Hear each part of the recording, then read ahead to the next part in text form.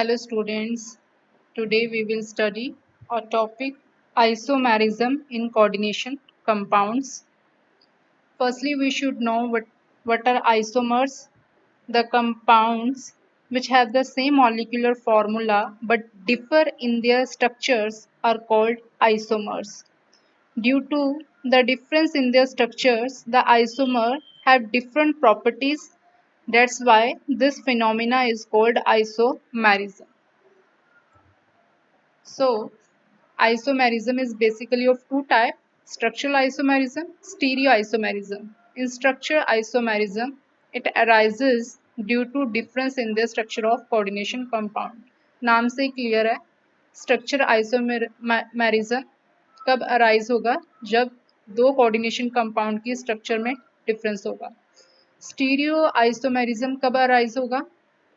Stereo isomerism are those compound in which molecular formula is same but they are different in their spatial orientation of ligand around the metal ion.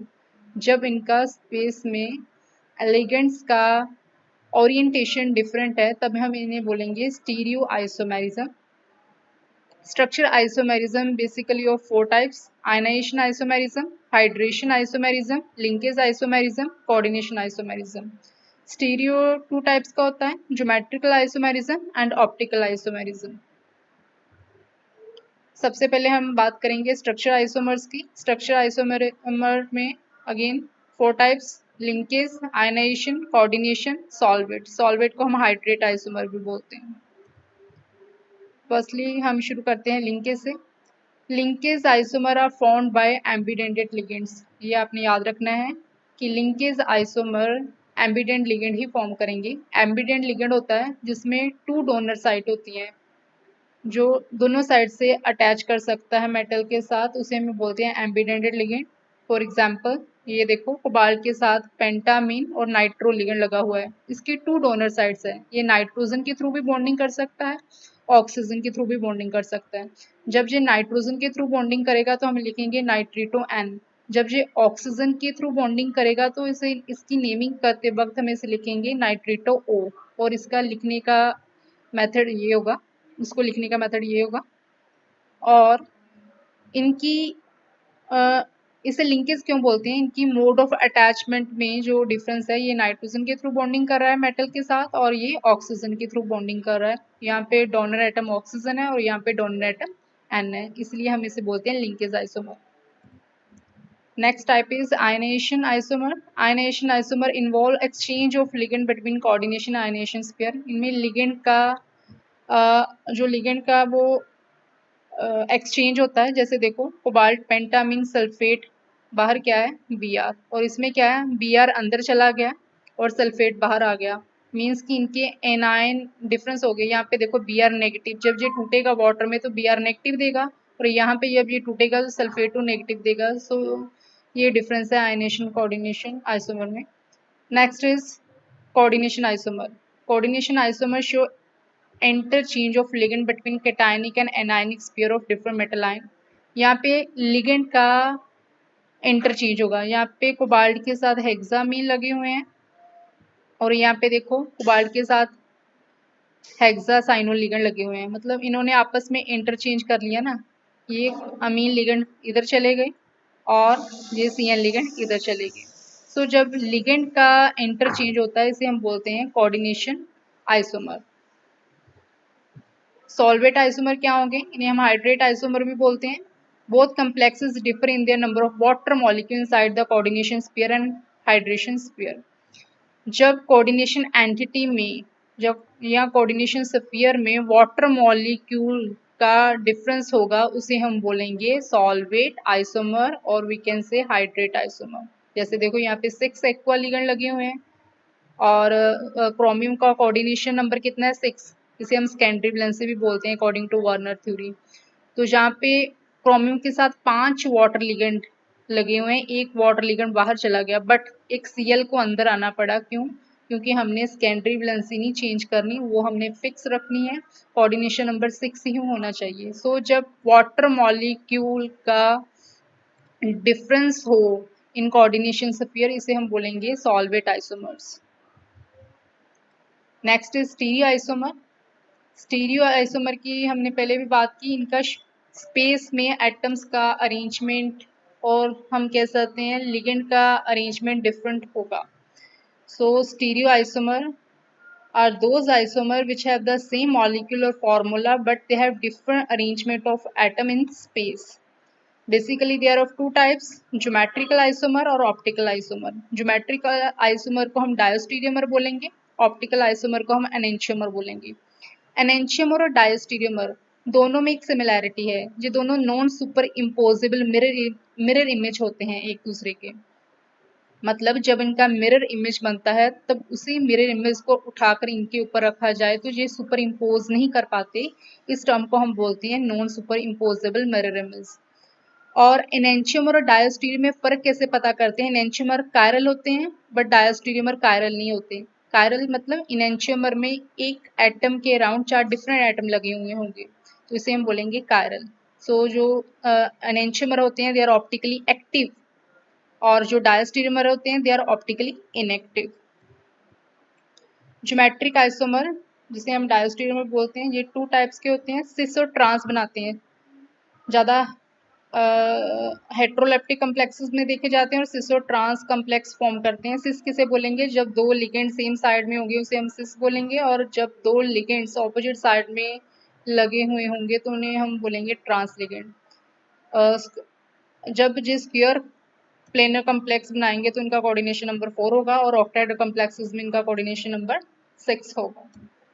For example ले लो, in square planar complexes Ma2B2 और Ma2BC। इसका क्या मतलब है? Metal के साथ दो लिगेंड सेम टाइप के और दो और लिगेंड सेम टाइप के होंगे पर ए और बी डिफरेंट होंगे। जैसे प्लैटिनम के साथ अमीन लिगेंड लगे हुए हैं और 2 Cl, ये दोनों AA और ये BB, इन्हें हम सिस बोलेंगे। जब ये ऑपोजिट साइड में 2 सेम ग्रुप आ जाएंगे इन्हें हम बोलेंगे ट्रांस आइसोमर। इसी प्रकार से Ma2BC 2 लिगेंड सेम टाइप के और 2 डिफरेंट हो गए, जैसे वाटर मॉलिक्यूल आ गया ना, 2 सेम हो गए और 2 डिफरेंट हो गए। तो अब इनमें से हम सिस किसे बोलेंगे, ट्रांस किसे बोलेंगे? जब 2 सेम लिगेंड डिफरेंट साइड में होगी जो ट्रांस हो गया और दूसरे वाले को हम सिस बोलेंगे। Cis and trans isomer in octahedral complexes.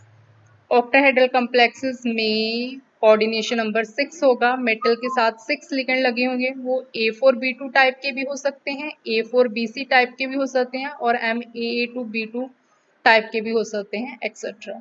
A4 का क्या मतलब है कि 4 लिगेंड सेम टाइप के होंगे तो 2 लिगेंड अलग होंगे, मतलब ए और बी में फर्क होगा। जैसे कोबाल्ट के साथ 4 लिगेंड्स ए, इसलिए हमने बोला A4 सेम टाइप के हैं, और ये बी और सी हैं। बी और सी सेम भी हो सकते हैं, डिफरेंट भी हो सकते हैं। अब इसे हम बोलेंगे सिस। जब बी और सी ऑपोजिट साइड में आ गए तो इसे हम बोलेंगे trans isomer. Optical isomer again इसकी हमने पहले भी बात की है, ये non superimposable mirror image होती हैं और इन्हें हम एनेंशियोमर भी बोलते हैं और ये कायरल होते हैं। एनेंशियोमर की आइडेंटिकल प्रॉपर्टीज होती है। सो जो एनेंशियोमर होती हैं वो प्लेन पोलराइज्ड लाइट को रोटेट कर देते हैं। अगर तो ये रोटेट करते हैं लेफ्ट की ओर तो इसे हम बोलते हैं लीवो रोटेटरी और शॉर्ट फॉर्म में L बोलेंगे। अगर राइट को रोटेट करेंगे लाइट का जो प्लेन है तो उसे हम बोलेंगे डेक्स्ट्रो रोटेटरी और शॉर्ट फॉर्म में D के साथ इन्हें हम सिम्बलाइज करेंगे। एग्जाम्पल्स ले लेते हैं। Optical isomerism in compounds having coordination number 6। Optical isomers की एग्जाम्पल है जी, जब कोऑर्डिनेशन नंबर 6 है। यहाँ पे AA का मतलब है एम्बीडेंटेड लिगेंड, बाइडेंटेड लिगेंड। अगर यहाँ पे 3 क्यों लगा? क्योंकि इनकी 2 डोनर साइड्स होंगी तो कोऑर्डिनेशन नंबर अपने आप 6 बन गया। इसमें हम एग्जाम्पल लेंगे EN की। हमने रूल्स फॉर नेमिंग वाली वीडियो में पढ़ा भी हुआ है कि EN एक बाइडेंटेड लिगेंड है। जब इसके 3 लिगेंड लगे हुए हैं तो इसका मतलब है कि इसका कोऑर्डिनेशन नंबर 6 ही है। सो इसको हम ऐसे ड्रॉ करेंगे, कोबाल्ट के साथ 3 ईएन, ईएन का फुल फॉर्म होता है इथिलीन डायमीन, और जब इसका मिरर इमेज बनेगा तो जो इस प्रकार से बनेगा, और ये एक दूसरे के non superimposable mirror image होंगे। इस प्रकार से हम इनको ड्रॉ कर सकते हैं। एग्जाम में इनको ड्रॉ करना भी ड्रॉ करने पर क्वेश्चन आ जाता है कि इसे ड्रॉ करो। सो ऑक्टाहेड्रल कम्प्लेक्सेस Ma2B2 टाइप के भी हो सकते हैं। इसकी example cobalt ethylene diamine dichlorido, rhodium ethylene diamine chlorido हो सकती हैं। इसकी आपने प्रैक्टिस करनी है। नेक्स्ट है octahedral complexes of the type Ma3B3। A3 में A जो होंगे वो सेम और B3 डिफरेंट होंगे। A और B में डिफरेंट होगा लिगेंड्स का। अब इसमें फैक और मर आइसोमर बनते हैं। फैक का मतलब फेशियल आइसोमर भी बोलते हैं इसे, मर का मेरिडियनल। अब हम कैसे इन्हें आइडेंटिफाई करेंगे कि फैक आइसोमर कौन सा है, मर आइसोमर कौन सा है? जब 3 लिगेंड्स कॉर्नर पर अटैच है और सेम है तो इन्हें हम बोलेंगे फैक isomer. When the ligands are on the equatorial plane of the octahedron around the meridian of the octahedron, the isomer is meridional और मर आइसोमर। फेशियल आइसोमर में क्या होगा, ये कॉर्नर पे ट्राइएंगुलर फेस बनाएंगे, जैसे इन्होंने क्या बनाया हुआ है, ट्राइएंगुलर फेस। मर में क्या होगा, ये एक स्क्वायर प्लेनर फेस बनाएंगे। जब 3 लिगेंड कॉर्नर पे ऐसे होंगे और एक स्क्वायर प्लेनर फेस बनाएंगे, उन्हें हम बोलेंगे मर। जैसे देखो यहाँ पे 3 लिगेंड कॉर्नर पे है ना, ट्राइएंगल बना रहे हैं तो इन्हें हम बोलेंगे फैक आइसोमर। जहाँ पे ये प्लेन बना रहे हैं स्क्वायर प्लेनर तो इसे हम बोलेंगे मर आइसोमर। सो ऐसे हम इन्हें आइडेंटिफाई कर सकते हैं कौन सा फैक आइसोमर है, कौन सा मर आइसोमर है। आप और भी एग्जाम्पल ट्राई कर सकते हो। और this is very important example, rhodium ethylene diamine डाइक्लोरिडो। इसके टोटल 3 आइसोमर होते हैं। सो इसे हम ऐसे ड्रॉ करेंगे। जो इनकी सिस फॉर्म होती है वो ऑप्टिकली एक्टिव होती है, सो ट्रांसफॉर्म ऑप्टिकली इनएक्टिव होती है। तो इन्हें हम ऐसे ड्रॉ कर सकते हैं, रोडियम के साथ 2 Cl और En, 2 En। इनका जो मिरर इमेज बनेगा वो क्या होगा, नॉन सुपर इम्पोजेबल, और इन्हें हम बोलेंगे optically active compound. So this is all about isomers from the chapter coordination compound. Please like and subscribe this channel for more videos. Thank you for watching this video.